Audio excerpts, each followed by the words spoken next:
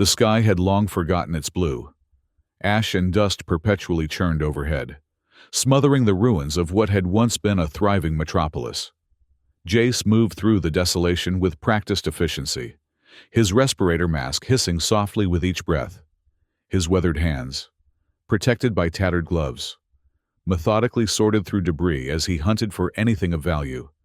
Tech fragments, power cells, medical supplies, anything that could be traded at the outpost for food and clean water. 17 months since he'd spoken to another human. 523 days of solitude, broken only by the occasional crackle of his outdated radio scanner. The silence suited him. After what he'd seen during the war, after what humanity had done to this planet and its people, silence was a mercy. A bitter wind kicked up, sending toxic particles swirling around him.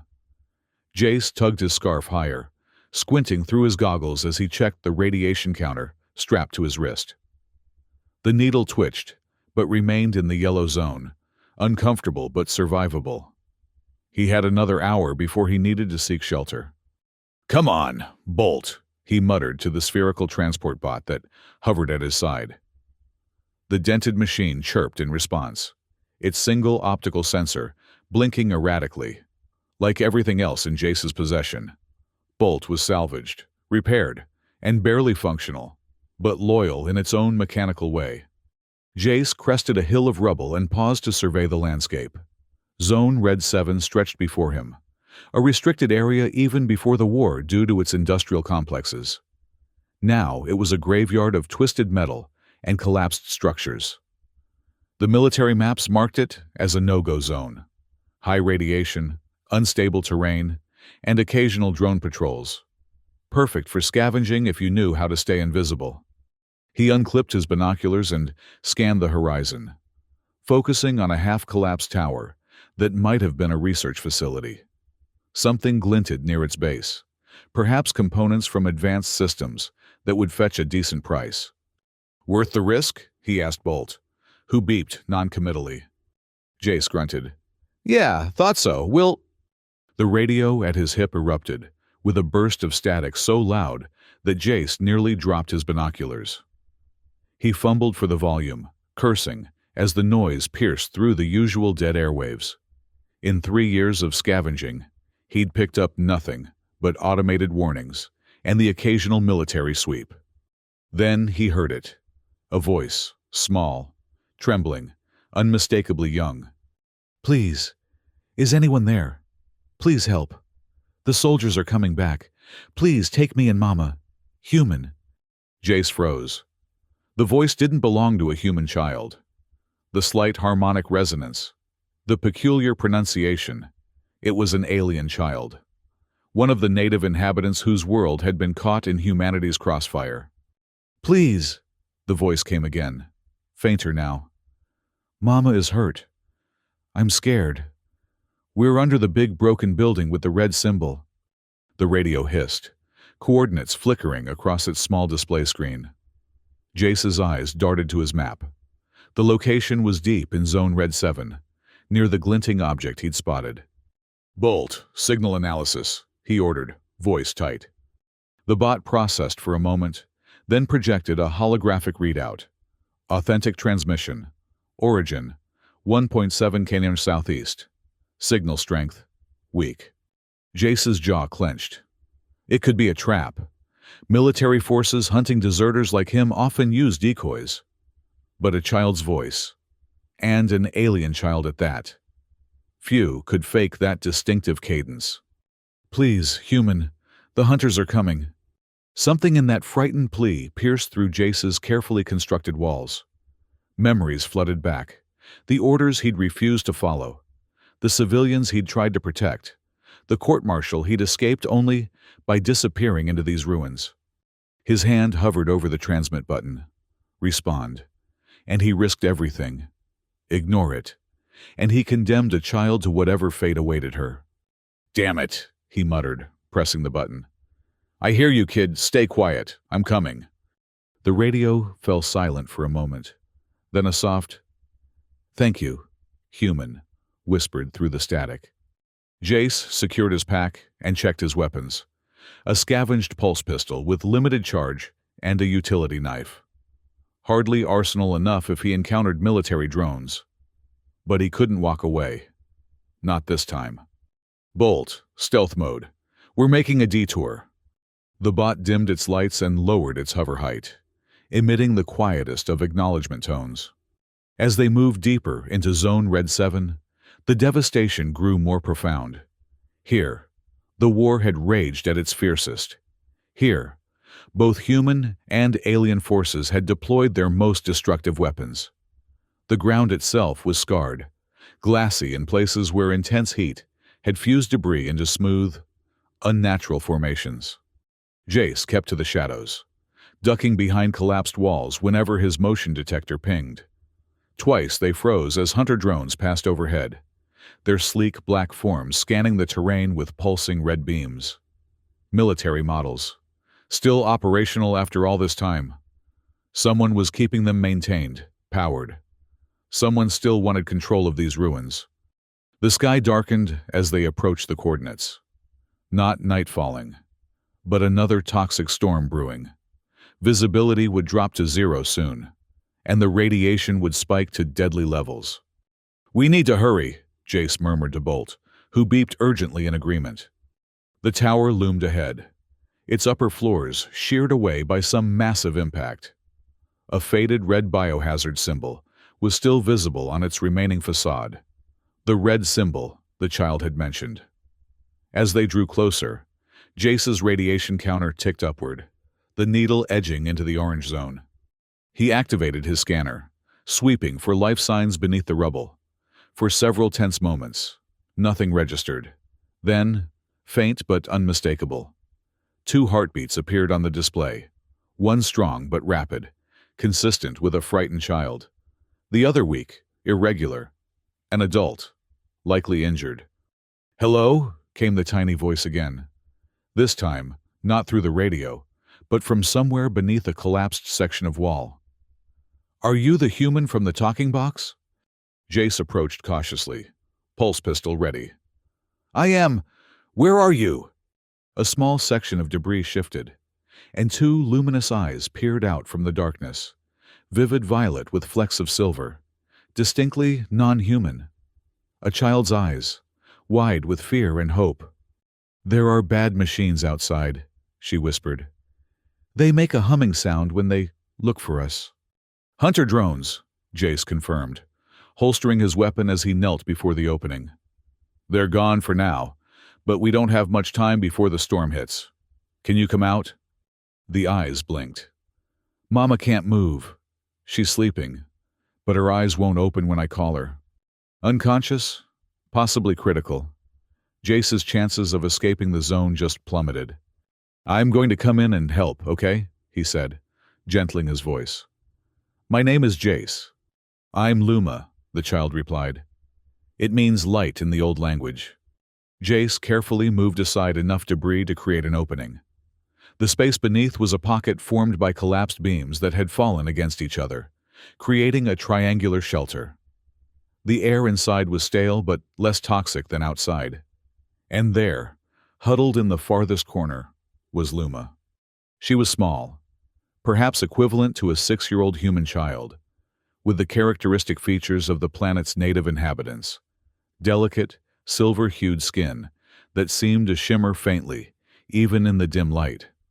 Those remarkable violet eyes, and fine, hair-like tendrils that framed her face like a crown. She wore what had once been fine clothing, now torn and dirty. Beside her lay an adult female of her species, unmoving, save for the shallow rise and fall of her chest. A makeshift bandage wrapped around her torso was stained with silvery fluid, blood. "She got hurt when the building fell more," Luma explained, her small hand resting protectively on her mother's arm.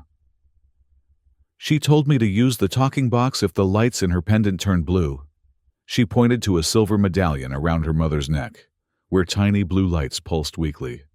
Jace ran his scanner over the unconscious form. Internal injuries, severe blood loss, but stable for the moment. Moving her would be dangerous, but leaving her here would be fatal. Luma, he said carefully, I need to get you and your mother somewhere safe. The storm coming will make this place very dangerous. I'm going to carry her, and you'll need to stay close to me. Can you do that? The child nodded solemnly. Mama said humans helped make the war, but some humans tried to stop it. Are you a stopping human? The question hit Jace like a physical blow. I tried to be, he managed. A sudden high-pitched tone from Bolt interrupted them. The bot's warning system. Something was approaching. Jace peered through a crack in the rubble. A hunter drone hovered just 20 meters away, its sensors sweeping methodically across the ruins. If they moved now, it would detect them instantly. We need to be very quiet, he whispered to Luma, who nodded and pressed herself closer to her mother. The drone paused, its red beam fixing on their hiding place. It had detected something, perhaps their heat signatures or the radio emissions. With mechanical precision, it began to move closer. Jace weighed his options. His pulse pistol might disable it, but the energy discharge would attract any other drones in the vicinity. Hiding was no longer viable. The drone's sensors would penetrate their shelter within moments. Bolt, he whispered. Interference pattern. Full burst. The transport bot trembled, then projected a wide-spectrum electromagnetic pulse designed to scramble sensors temporarily. It was a desperate measure. The pulse would drain Bolt's power reserves and might damage the bot's own systems. The drone faltered mid-air, its lights flickering as the interference disrupted its processing. Jace seized the moment, raising his pistol and firing a single, precisely aimed shot at the drone's central processor. The machine dropped from the air, smoking and inert. We need to move now, Jace said urgently. More will come to investigate when that one stops reporting. He quickly examined Luma's mother, stabilizing her neck and back as best he could before carefully lifting her. She was lighter than he expected. The native inhabitants had hollow bones, an evolutionary adaptation to their planet's lower gravity before terraforming. Bolt, lead the way. Safest route to the border of Zone Red 7. The bot chirped weakly. Its power levels diminished from the interference pulse, but it still projected a three-dimensional map showing their escape route. Luma scrambled to her feet, clutching a small fabric doll to her chest. This is Miri, she said, holding it up. She's scared too. Miri can come, Jace assured her. But we need to be fast and quiet, like shadows. They emerged from the shelter into the darkening landscape. The storm was approaching faster than Jace had anticipated, a roiling wall of toxic clouds advancing from the west. They had perhaps 20 minutes before it engulfed them. Stay close to me, he instructed Luma. If you see or hear anything, tug on my coat. Don't speak unless it's emergency. The child nodded, her free hand gripping the edge of Jace's tattered coat as he carried her mother. They moved as quickly as possible through the ruins, Bolt floating ahead to scan for threats. The transport bot was struggling, its hover function sputtering occasionally. Halfway to the zone border, Luma suddenly tugged Jace's coat. He stopped immediately, ducking behind a shattered wall. Seconds later, 3 hunter drones passed overhead, moving toward the location of the downed drone. Good job, he whispered to Luma, whose eyes were wide with fear, but also determination. The storm was gaining on them, toxic particles beginning to swirl around their feet. Jace's counter now showed solid orange, approaching dangerous levels. In his arms, Luma's mother stirred slightly, a soft moan escaping her lips. Mama, Luma whispered hopefully. She's fighting, Jace assured her. That's good. They pressed on, but Bolt's condition was deteriorating rapidly. The bot dropped several times, its hover function failing before reactivating. After the third drop, it remained on the ground, lights blinking erratically. Bolt can't float anymore, Luma observed worriedly. Jace knelt, still holding her mother. He used too much power helping us escape. We'll have to carry him too. I can carry Bolt, Luma offered, her small face serious. You have Mama. The bot was heavy, but Jace managed to secure it to Luma's back using straps from his pack, distributing the weight as best he could. The child staggered slightly, but straightened with determination. "You're very brave," Jace told her. "Mama says being brave isn't not being scared. It's doing what's right even when you're scared." The words resonated with something deep inside Jace. Memories of his own choices during the war. The moment he'd turned his weapon against his commanding officer, rather than fire on civilians. They continued their arduous journey, the storm nipping at their heels. The border of Zone Red 7 was marked by a partially collapsed security fence, beyond which the radiation levels would drop significantly. They were 100 meters from this boundary, when Luma's mother suddenly convulsed in Jace's arms, her eyes flying open. She gasped something in her native language, her gaze unfocused and panicked. "Mama!" Luma cried, forgetting the need for silence. The alien woman's eyes fixed on Jace, recognition and fear warring in their depths. Her hand shot out, gripping his wrist with surprising strength. "The pendant," she rasped in accented human language. "Protect it. Memory key." "We're getting you to safety," Jace assured her. "Save your strength." "No time," she insisted. Her breathing labored. "They hunt us. The truth. Must reach the coalition." A mechanical whine cut through the air. Drones. Alerted by Luma's cry, or perhaps tracking them all along. Jace could see at least 5 of the machines converging on their position. "Run," he ordered Luma, breaking into a sprint despite his burden. They raced for the fence, the child somehow keeping pace despite carrying Bolt. The drones were gaining rapidly, their red targeting beams sweeping the ground around them.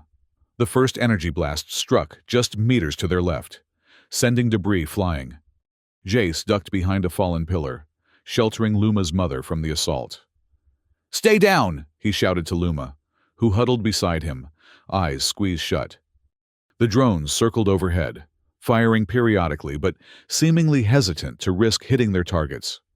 They were trying to contain, not kill, which meant whoever controlled them wanted Luma and her mother alive. In his arms, the alien woman stirred again.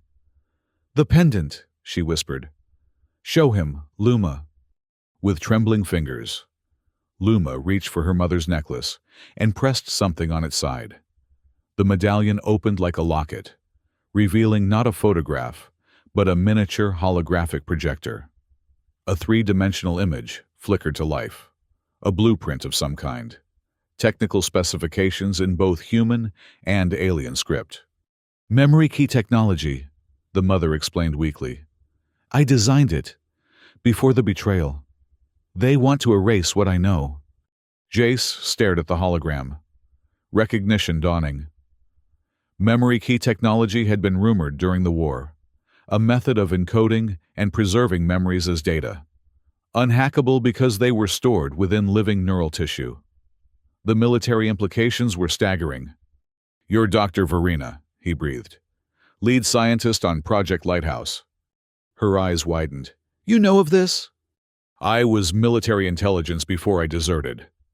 Your project was classified beyond my clearance. But there were whispers." He hesitated. "They told us you had defected to the enemy, taken your research with you." A bitter smile twisted Verena's lips. "The convenient lie. I refused to weaponize my work.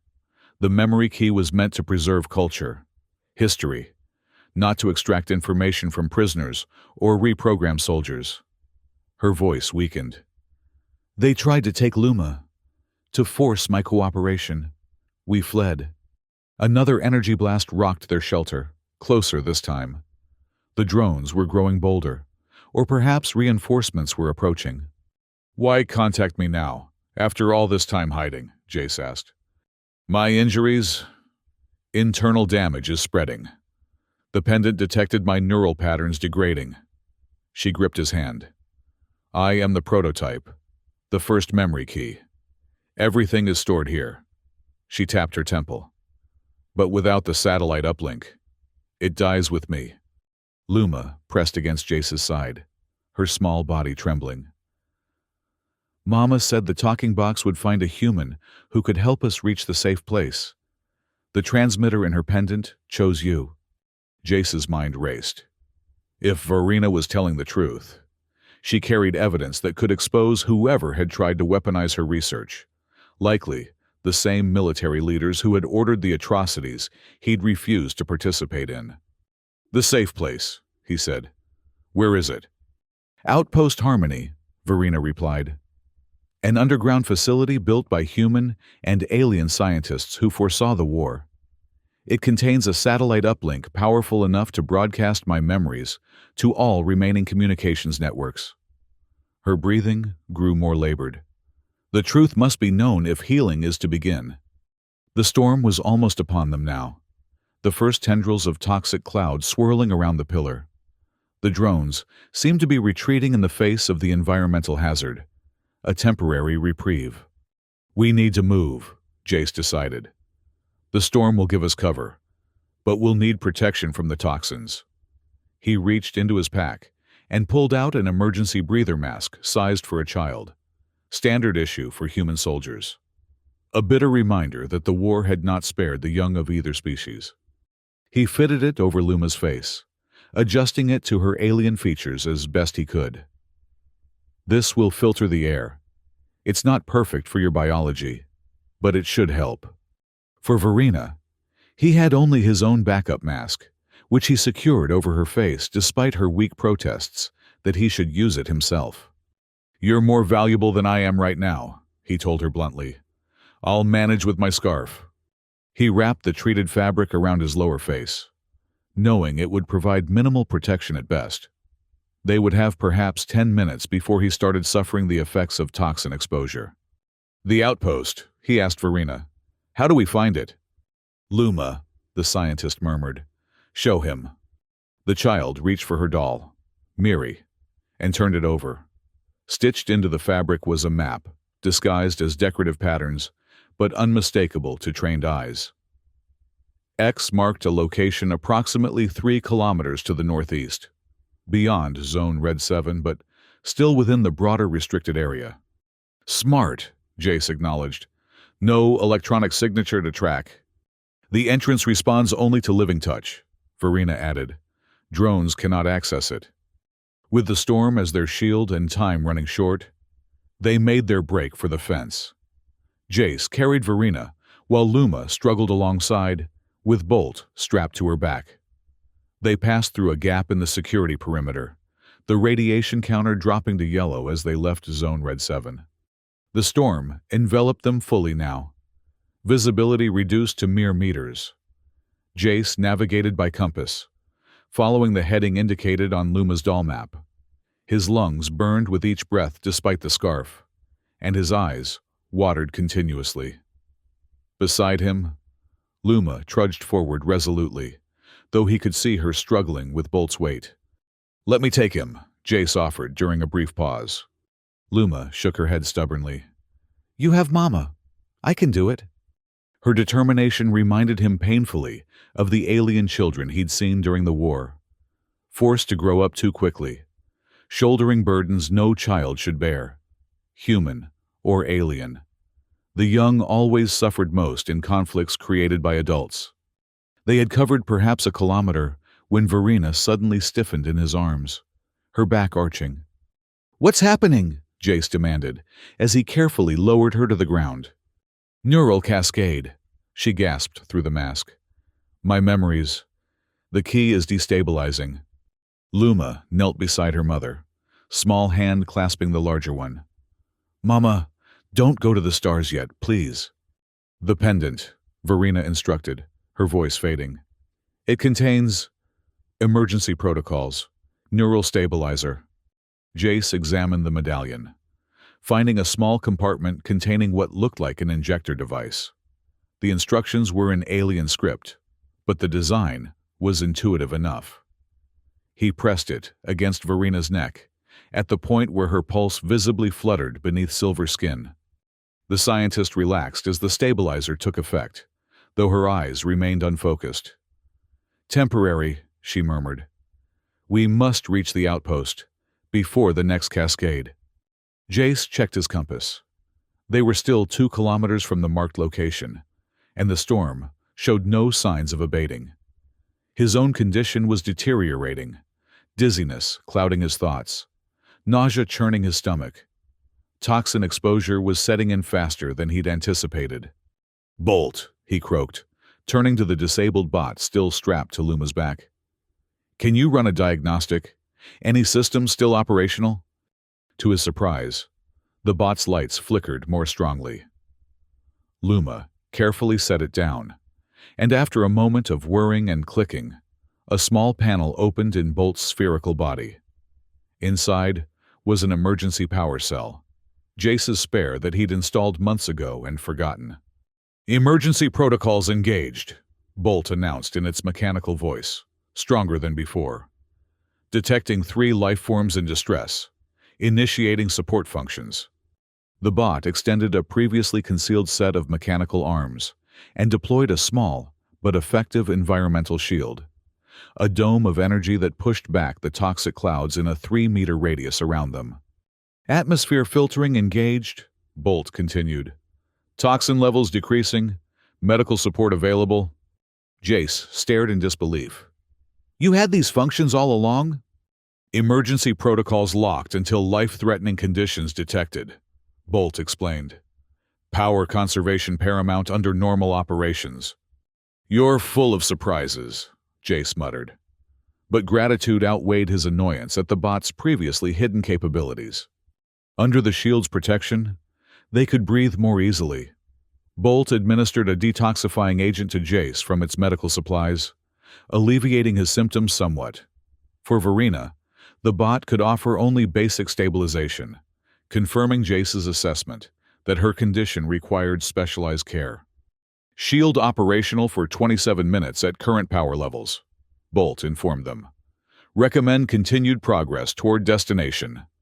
With renewed determination, they pressed on through the storm, the shield moving with them like a protective bubble. Bolt hovered at half height, conserving power while still providing their vital environmental protection. Luma walked close to Jace now, occasionally reaching up to touch her mother's hand. "The safe place has machines that can help Mama?" she asked. "I hope so," Jace replied honestly. "Your mother is very important. She knows things that could help everyone, humans and your people." "Is that why the bad humans want to find us? Because of what Mama knows?" Jace considered how to answer. "Some people in power don't want certain truths to be known. They're afraid of what might happen if everyone learned those truths." "Like when I broke Mama's favorite bowl and hid the pieces," Luma reasoned with child's logic. "I was afraid she would be angry, but she said hiding the truth only makes the broken thing stay broken." "Your mother is very wise," Jace said softly. They trudged onward through the obscured landscape, following the heading on the compass. Occasionally, lightning-like discharges crackled through the toxic clouds around them, a chemical reaction caused by the storm's composition. Each flash illuminated the desolation surrounding them: twisted metal, crumbling concrete, the occasional remnant of what might have been a home or business before the war. After what seemed an eternity, but was perhaps 40 minutes of difficult travel, Bolt's shield began to flicker ominously. "Power reserves at critical levels," the bot announced. "Shield failure imminent." Jace checked their position against the map. They should be close to the outpost's location, but nothing in the storm-shrouded landscape suggested a hidden facility.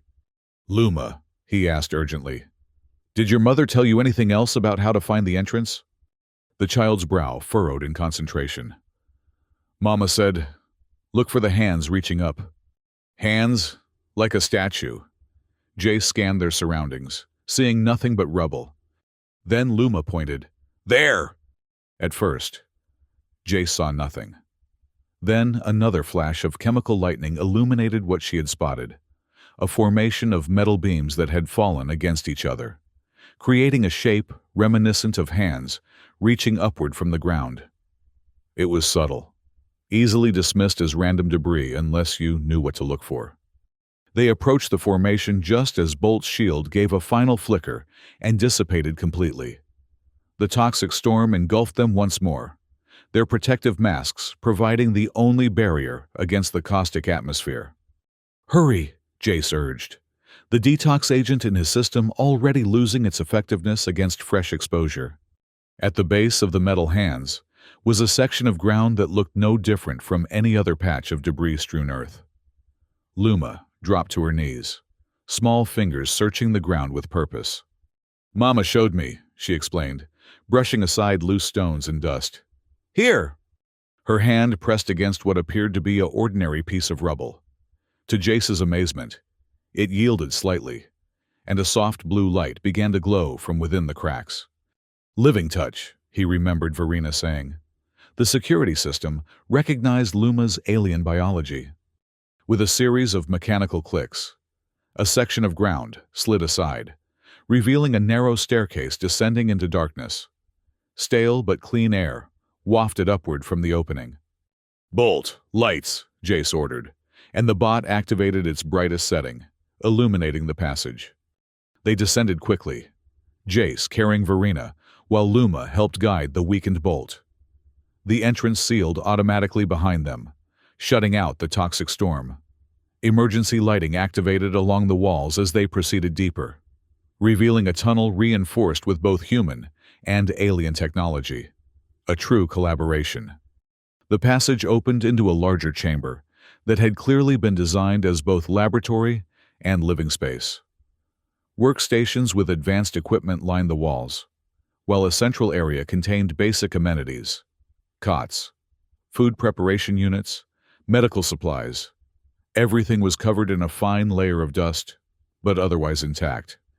"Outpost Harmony," Jace murmured, recognizing the insignia emblazoned on one wall, a stylized image of human and alien hands clasped together. It had been the symbol of the short-lived peace movement before the war escalated beyond control. He carefully laid Verena on the nearest cot. Her breathing had grown more labored during their journey, and her skin had taken on a grayish tinge that he suspected was a bad sign for her species. "Mama?" Luma's voice trembled as she approached her mother. Verena's eyes fluttered open, focusing with visible effort. "We made it," she whispered. "The satellite uplink. Must activate it." Jace scanned the equipment in the lab. "Which system?" Verena raised a shaking hand, pointing toward a console on the far side of the room. "There. My pendant is the key." He carefully removed the silver medallion from around her neck and carried it to the indicated console. The system looked powered down, but when he placed the pendant in a circular depression that matched its dimensions perfectly, lights flickered to life across the entire laboratory. "Outpost Harmony systems activating," announced a synthetic voice, neither human nor alien, but something in between. "Detecting memory key presence. Initiating satellite uplink sequence." Holographic displays sprang to life around the central console, showing the status of long-dormant systems coming online. A diagram of a satellite appeared, orbiting high above the planet, apparently still functional despite the war. "Bolt," Jace called. "Can you interface with this system? We need to understand what it's doing." The bot hovered to the console, extending a connection port. After a moment, it reported, "Satellite communications network intact but dormant. System preparing to broadcast data stored in memory key." "But the key is Verena herself," Jace realized aloud. "Her neural patterns, her memories." "Correct," Bolt confirmed. "Console preparing neural interface for direct memory extraction and broadcast." On the cot, Verena struggled to sit up. "Help me," she gasped to Jace. "I must connect before the next cascade." He supported her to the console, where she directed him to help her into what appeared to be a specialized chair. Neural interface pads extended automatically, adhering to her temples and the base of her skull. "Will this hurt you?" Jace asked, hesitating. A sad smile touched Verena's lips. "My body is failing already. This will simply accelerate the process." She turned to Luma, who watched with wide, frightened eyes. "Come, little light. Let me hold you once more." The child rushed to her mother, who gathered her close with trembling arms. "Remember what I told you," Verena murmured into her daughter's silver-crowned head. "You are hope made flesh. You will live to see the new world that comes after truth." "I don't want a new world without you," Luma sobbed. "I will always be part of you," Verena promised. "And now, my memories will live on for all to know." She looked up at Jace. "The console is keyed to my voice. Once activated, it cannot be stopped. The broadcast will reach every functioning communications device within range of the satellite network." "Who controls those hunter drones?" Jace asked. "Who's been trying to capture you?" "General Harrow and his loyalists," Verena replied. "They orchestrated the false flag attack that escalated the conflict, blamed it on the alien resistance. They needed a war to justify testing experimental weapons, including my memory key technology. My memories contain proof of their actions." The name hit Jace like a physical blow. General Harrow had been his commanding officer, the man who'd ordered the civilian purge that Jace had refused to execute, the man he'd nearly killed before fleeing into exile. "You should initiate the broadcast quickly," he advised, glancing at the tunnel they had entered through. "If those drones tracked us here." A sudden explosion rocked the facility, dust raining down from the ceiling. The entrance tunnel glowed with the distinctive blue light of military plasma weapons. "They're cutting through the sealed door," Jace realized, drawing his pulse pistol. "Bolt, defensive capabilities. Limited offensive functions available. Power at 22%. Another explosion, closer this time. The sealed entrance was breaching. "Verena, start the broadcast," Jace urged. "Luma, stay with your mother. Bolt and I will hold them off as long as we can." The scientist nodded grimly, her fingers dancing across the console's interface. Neural link initializing, satellite uplink established, commencing memory extraction and broadcast in 30 seconds. Jace positioned himself at the entrance to the main chamber, pulse pistol ready. Bolt hovered beside him, its single remaining offensive capability, a modest electromagnetic pulse, charged and waiting. The facility entrance burst inward in a shower of debris and acrid smoke. Black armored figures emerged from the haze. Not drones this time, but human soldiers equipped with advanced combat gear. Their helmets concealed their faces, but the insignia on their shoulders was unmistakable. General Harrow's elite squad. "Stand down, deserter," ordered the lead soldier, weapon trained on Jace. "This is a military recovery operation. The alien subjects are property of Earth Command." "They're refugees, not property," Jace countered, his pistol unwavering. "And you're about to become witnesses to the truth." Behind him, Verena's voice rang out clear and strong despite her failing body. "Broadcast initiated. Memory key downloading." The lead soldier gestured sharply, and his squad moved forward. "Stop that broadcast now, or we eliminate everyone in this room." "Too late," Jace said and fired. The pulse struck the lead soldier's shoulder, temporarily disabling his weapon arm. Chaos erupted as the remaining soldiers returned fire, forcing Jace to dive for cover behind a workstation. Bolt deployed its electromagnetic pulse, disrupting the soldiers' targeting systems momentarily. At the console, Verena was engulfed in a soft blue light as the neural interface extracted her memories directly from her brain. Holographic displays showed the broadcast signal strengthening, spreading outward through the satellite network. 10% complete," announced the synthetic voice. Luma huddled beside her mother, small hands clutching Verena's arm as the scientist endured the extraction process. Her face contorted in pain, but her eyes fiercely determined. The soldiers regrouped, taking strategic positions throughout the laboratory. Their commander barked into his communications device. "Target the satellite! Shoot it down now!" "They're going to destroy the satellite," Jace called to Verena. "How much longer?" "Minutes," she gasped.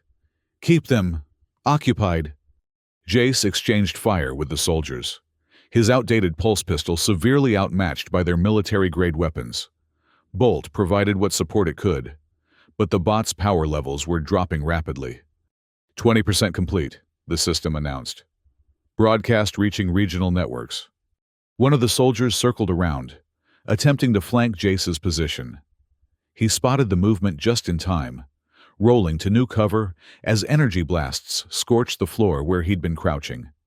His return fire caught the soldier in the leg, sending him sprawling. "Breach the console directly," ordered the commander. Two soldiers immediately moved toward Verena and Luma, weapons raised. "No!" Jace shouted, abandoning his cover to intercept them. A blast caught him in the shoulder, spinning him around but not stopping his momentum. He crashed into the first soldier, driving them both to the ground. Pain blazed through his injured shoulder as he grappled with the armored figure.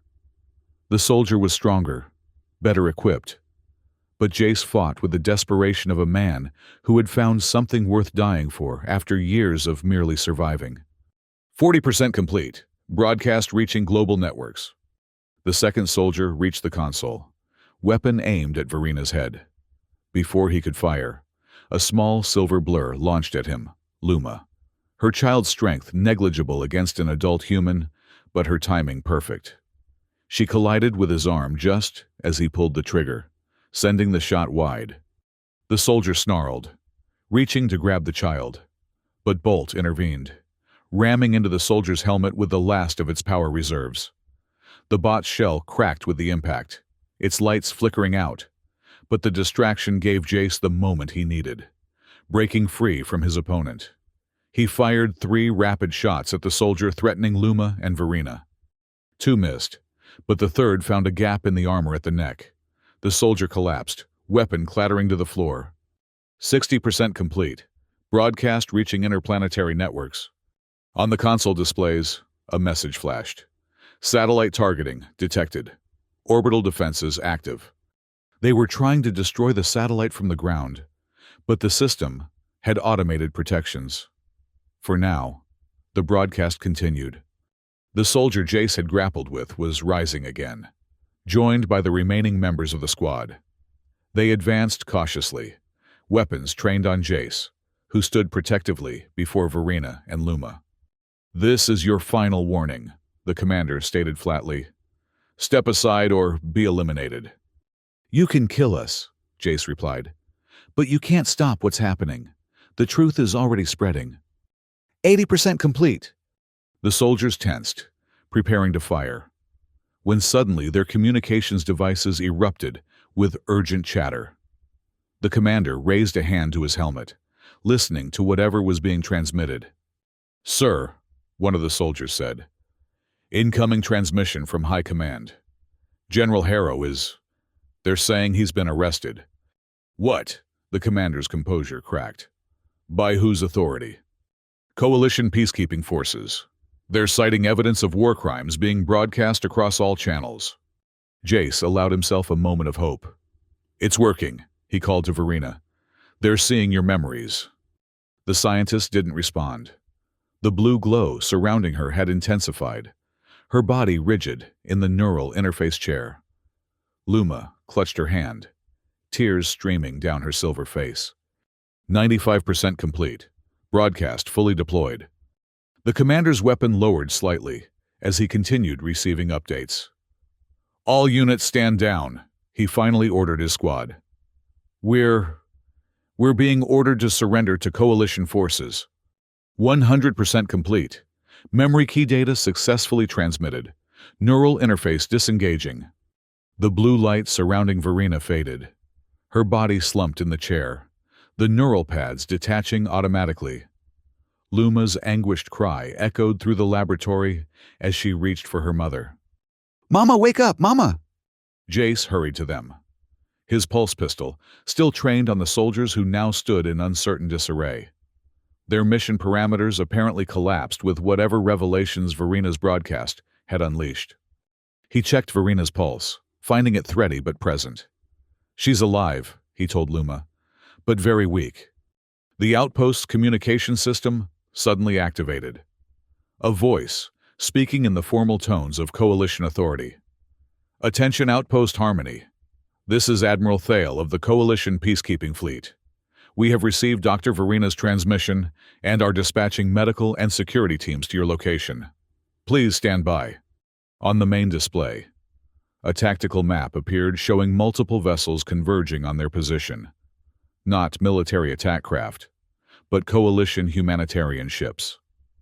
The revelation of Verina's memories had prompted immediate action at the highest levels.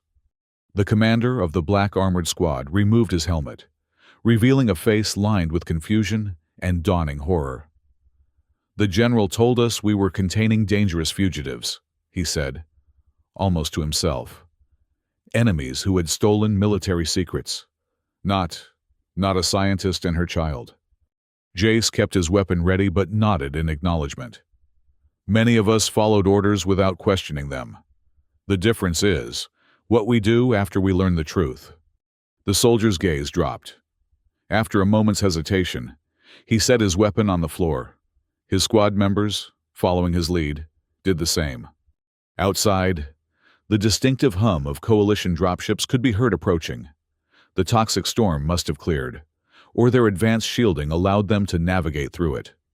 Luma looked up at Jace, her small face streaked with tears but bearing a fragile hope. "Are the bad humans going away now? Will Mama be okay?" He knelt beside her, setting aside his pistol to take her small hand in his. "Help is coming for your mother. And yes, the people who were hunting you won't be able to hurt you anymore." Because of the truth? She asked. "Because of the truth," he confirmed. "Your mother was very brave to share it with everyone." The outpost's entrance tunnel illuminated with new arrivals, coalition peacekeepers in their distinctive blue uniforms, followed by medical personnel equipped with advanced treatment gear. They moved efficiently, securing the black armored soldiers and rushing to Verina's side with life support equipment. A human doctor and an alien healer worked in tandem, assessing Verina's condition while speaking in the technical shorthand of medical professionals who transcended species boundaries to save lives. "Neural exhaustion severe but reversible," the alien healer pronounced. "Memory patterns stable. Physical trauma requires regenerative support. Implementing life support and preparing for transport to medical vessel," the human doctor agreed. They carefully transferred Verina to a hovering medical platform, attaching monitoring devices and stabilizing equipment. Luma never left her mother's side, her small hand maintaining its grip on Verina's larger one. One of the coalition officers approached Jace, who still stood protectively near Luma and Verina despite his own injury. "You must be Jace," the officer said. "Dr. Verina's broadcast identified you as her rescuer. The coalition owes you a debt of gratitude." Jace shook his head. "I just answered a call for help. She's the one who risked everything for the truth. Nevertheless, your actions were instrumental." The officer gestured to Jace's wounded shoulder. "You need medical attention as well." As a medic approached to treat him, Jace glanced around the laboratory. Amid the chaos, he spotted Bolt's damaged form, lying where it had fallen after its final defensive action. He pointed it out to one of the technical specialists. "That bot helped save all of us. Can your people repair it?" The technician examined Bolt briefly. "Significant damage, but the core processor is intact. Yes, we can repair it." "Good," Jace said softly. "It deserves a second chance." The medical team had finished stabilizing Verina and was preparing to move her to the dropship. Luma looked back at Jace, suddenly alarmed. "Are you coming with us?" she asked, her voice small and frightened at the prospect of separation. Jace hesitated, looking to the coalition officer. "Am I under arrest? I was a deserter from Earth forces." "Under the circumstances, and given Dr. Verina's testimony about your actions, you're being granted provisional amnesty," the officer replied. "The coalition is reassessing many previous designations in light of the revelations contained in the broadcast." "Then yes," Jace told Luma. "I'm coming with you." Relief washed over the child's face. She extended her free hand, the one not holding her mother's, toward him. After a moment's surprise, he took it. his larger human fingers engulfing her delicate silver ones. Together, they followed the medical team through the tunnel and up into daylight. The toxic storm had indeed cleared, revealing a sky that seemed somehow less ash-laden than before. Coalition vessels hovered overhead, their sleek designs incorporating both human and alien engineering, symbols of what cooperation could achieve. As they boarded the medical dropship, Luma looked out at the devastated landscape they were leaving behind. "Will it ever be pretty again?" she asked. "Like in Mama's memories from before?" Jace followed her gaze, seeing the ruins but also, perhaps for the first time, the possibility of renewal. "It will take time," he told her honestly. "Healing always does. But yes, I think it will." The dropship lifted off, carrying them toward the Coalition flagship where representatives of both species had gathered to receive Verena and witness this pivotal moment. Jace watched the ruins recede below them, remembering his years of solitary scavenging, of surviving without purpose. Beside him, Luma's small hand remained trustingly in his. On the medical platform, monitoring equipment showed Verena's condition stabilizing, her body responding to treatment. The pendant that had carried her secret for so long now lay quiet, its purpose fulfilled. "Jace," Luma said thoughtfully, "what happens next?" He considered the question, looking from the child to her mother, then to the gathered Coalition forces, who were already beginning the process of implementing whatever changes Verena's revelations had set in motion. "Truth," he said finally. "Then justice. Then rebuilding. It won't be easy, but nothing worthwhile ever is." "Will you help?" she asked. He squeezed her hand gently. "I will." The dropship docked with the flagship, where a delegation of human and alien leaders waited to receive them. As the doors opened, Luma straightened her shoulders and lifted her chin. A child, carrying the weight of historical significance with remarkable grace. "I'm scared," she whispered to Jace. "Me too," he admitted. "But remember what your mother said about bravery." She nodded solemnly. "Doing what's right even when you're scared." Together, they stepped forward into the light. The wary human scavenger who had answered a child's plea. The alien girl whose name meant light in the old language. And the scientist whose memories had finally broken through the lies that had fueled a war. Behind them, the medical team followed with Verena, whose sacrifice and courage had opened the door to possibility. And on the planet below, where ash and ruin had reigned for so long, the first faint stirrings of renewal began, not in grand gestures or dramatic transformations, but in the simple, powerful truth that had echoed from the ruins in a child's voice. "Please take me and Mama, human." A request for help, a choice to answer, the beginning of healing.